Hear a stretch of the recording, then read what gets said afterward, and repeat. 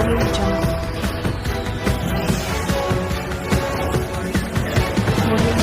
Mga naglalagablag na isyu ng bansa, kakulangan sa pasilidad at kagamitan sa mga pampublikong paaralan. Libo-libong estudyante patuloy na naghihirap sa lumalalak agwat sa edukasyon.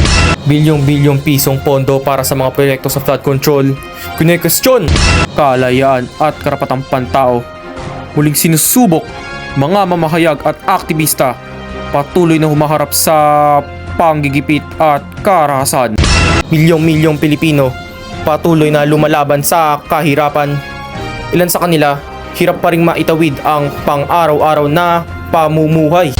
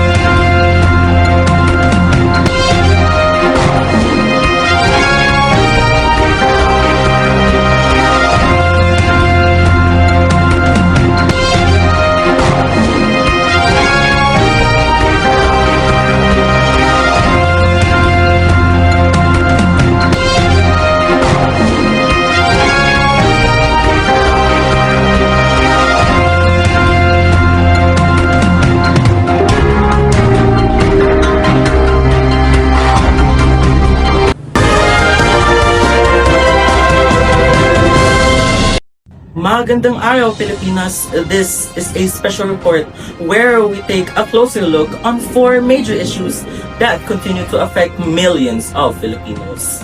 The educational gap, flood control and corruption, human rights concerns, and poverty. These are not just statistics.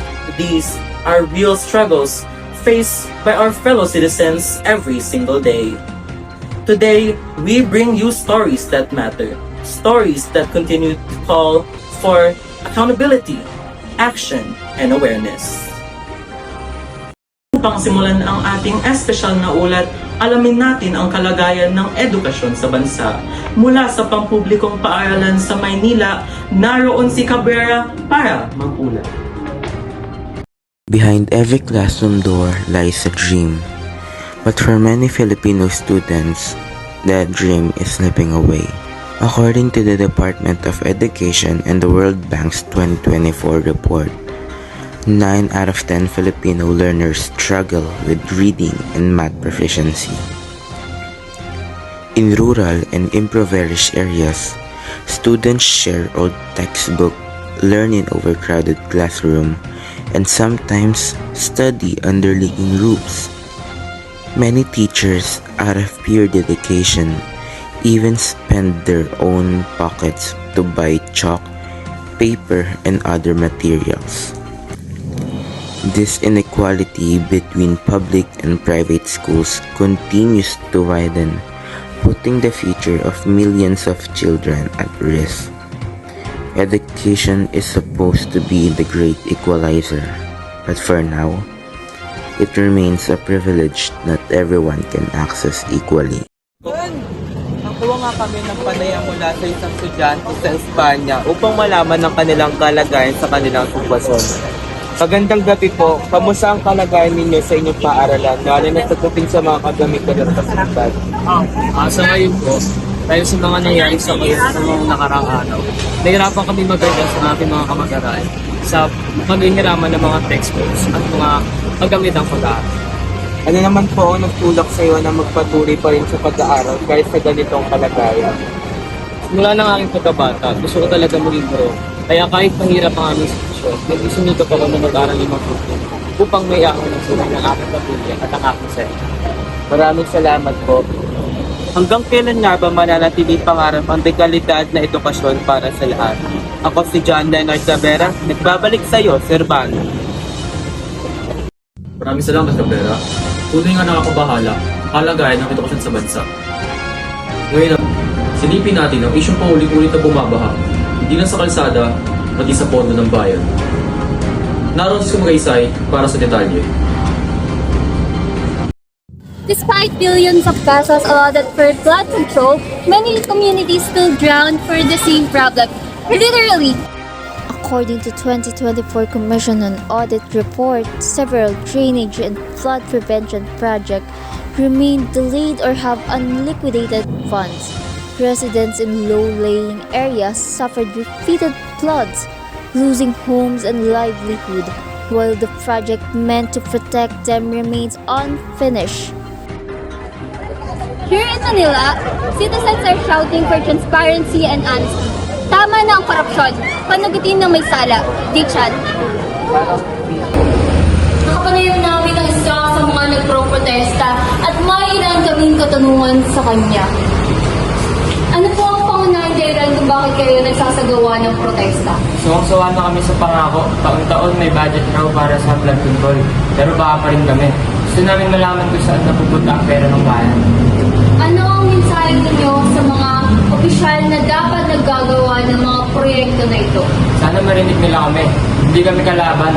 Mga mamamayan lang kami na gustong mamamayan ng ligtas at marangal. Panagutin ang may sala. Corruption and lack of accountability still wash up not just public money but also public trust.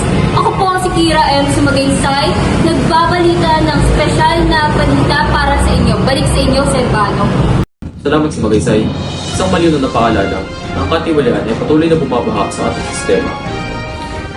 Mula sa isyong pisikal na baha, tumungo tayo sa isyong bumabaha rin ng takot, ang karapatang pantao. Naroon si Mendez para magulat. Freedom and safety. Duties every Filipino deserves, yet not all can enjoy. In 2024, reporters put out Lourdes ranked the Philippines 132nd out of 180 countries in press freedom. Human Rights Watch also reported continuing cases of violence and harassment against journalists and activities, many still unresolved. Across the country, peaceful protests continue. Citizens demanding justice, accountability, and respect for basic rights. These issues don't just affect individuals, they weaken our democracy. Nakapanayam namin ng isang human rights advocate dito sa Manila upang humingi ng kanyang opinion. Ano ba ang iyong reaksyon ng mga patuloy na kaso ng paglabag sa karapatang pantao sa bansa? Base sa aking nababalita sa ating bansa, nakakalungkot at nakakadismaya ito dahil isa na dito pagkabigo ko sa politika at mga nakaupo na politika dahil kung sino pa yung dapat tumulong sa ating kababayan, mga mamaya, sila pa itong lumalabag sa ating mga Ano po ang gusto niyo iparating sa mga mamamayang natatakot magsalita? Para sa akin, dapat tayo ay magsalita at bumoses sa ating mga politiko dahil lalo na may mali rin sila at dapat ito ay mapanagutan nila.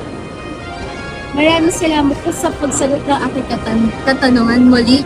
Human rights are not just political matters. They are the heart of our humanity. Muli ako si Mendez para sa detalye nito. Balik sa'yo, Sebastian. Maraming salamat, Mendez. Totoo nga, karapatang pantao ay proteksyon sa ating kalayaan. Ngayon naman, ating pagtuunan ng pansin ang isa sa pinakamalaking problema na hinaharap ng pamilyang Pilipino, ang kahirapan. Naroon si D para maghatid ng gulat. Every day, millions of Filipino families wake up facing the same question. Paano tayo kakain ngayon? Based on the Philippine Statistics Authority on the 2024 report, 22.4% of Filipinos live below the poverty line. The hardest hit remain in Mindanao and other province rural areas, where jobs are scarce and prices of goods continue to rise. Despite hardships, many still find a striking community, sharing what little they have, helping one another to rebuild. Local groups and NGOs are also stepping in to provide livelihood and healthcare support. Sa kabila ng kahirapan, patuloy ang pag-asa because in every Filipino heart, there is and the will to keep going. Ngayon, nakakuha kami ng isang opinion mula sa isang inay dito sa Pasay na araw-araw nang ipagsapalarapan sa kanyang pamilya. Kamusta po? Ano po kalagayan niyo sa araw-araw, lalo na sa pagkain at sa mga gastusin? Sa ngayon po, mahirap po talaga kasi sa isang araw po, isang beses na lang kami kumakain. Pero pag may kita naman po si Mr. nakaka-rouse naman. Ano po nabibigay sa iyo na lakas ng loob para magpatuloy? Sa ngayon, siguro yung mga anak ko po dahil kahit ganito kahirap ang buhay, pagsama-sama kami, nararaos na. Sa kabila ng kahirapan, patuloy ang pag-asa because in every Filipino heart, there's resilience to keep going. Ako si Matt D. Tutulat para sa detalye. Balik sa'yo, Sir Van. Salamat sa ating mga tagapagtulad. Bagamat mabigat ang mga hamon, may mga hakbang na ginagawa ang ating pamahalaan at komunidad upang tugunan ito. The Department of Education has been repairing classrooms and hiring new teachers under its 2025 improvement plan. The DPWH is implementing flood infrastructure projects to reduce risk in major cities. The Commission on Human Rights continues to expand legal aids and awareness programs. Meanwhile, the DSWD, together with the NGOs, provides livelihood and relief assistance to families in need. These efforts may not solve everything overnight, but they are steps forward. Proof that progress is possible through cooperation and accountability. Sama-sama, may pag-asa. Ako po si Lebron Caldera at ito ang inyong special report. Maraming salamat at magandang araw.